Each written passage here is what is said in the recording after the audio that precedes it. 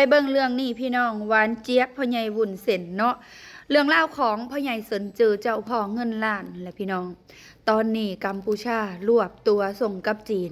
คือว่ารวบตัวส่งกับจีนก็เนื่องจากว่าถอนสัญชาติเขาแล้วสัญชาติก็เจ้าของเป็นคนมอบให้เขาเนาะด้วยที่ว่าเขาเป็นนักลงทุนแล้วก็มีความดีความชอบอาจารย์จ้ะแล้วก็เคยเป็นที่ปรึกษาของพ่อใหญ่สมเด็จผู้เด้แต่ว่าถูกถอนสัญชาติไปแล้วถอนสัญชาติเขาแล้วก็ส่งกับจีนอิงตามนโยบายการร่วมมือปราบปรามแก๊งสแกมเมอร์ระหว่างรัฐบาลจีนและก็รัฐบาลกัมพูชาว่าซั่น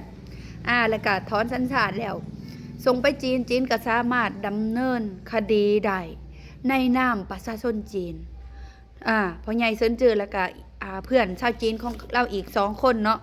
ถูกจับ3 คนว่าซะส่งไปจีนแล้วโอ้ทุกคนเป็นไปได้เนาะแบบนี้แหละเรื่องของการให้สัญชาติเนาะก็คือคนกัมพูชานี่ตามที่แอดได้เบิ่งข่าวมานะคือเขาจะให้สัญชาติไผก็ได้ตามที่เขาพิจารณาเห็นดีเห็นชอบเนาะอย่างเช่นพ่อใหญ่เซินจื้อแล้วก็นักแสดงเนาะนักแสดงแอดเบาออกมาได้อยู่บ่ทุกคนจื้อได้อยู่บ่ที่ว่าเคยไปแสดงหนังอยู่กัมพูชานะผู้หญิงนะทุกคนแอดฮู้ชื่ออยู่ย่านเบาออกมาอย่างมันผิดเนาะก็คือให้สัญชาติเขาตั้งแต่ปี2548พุ่นที่ว่าเขามาแสดงหนังแล้วก็มาสร้างเขาเอิ้นว่าสร้างประวัติศาสตร์สร้างความดีความชอบสร้างชื่อเสียงเกียรติยศให้ประเทศเขมรให้ชาวโลกรับรู้ว่าฟิล์มเรื่องนั้นได้มาถ่ายทำอยู่เขมรก็ให้สัญชาติเขาพร้อมนะเห็นข่าวออกมาหลังๆนี่บ่ฮู้ว่าแม่นหรือบ่เนาะ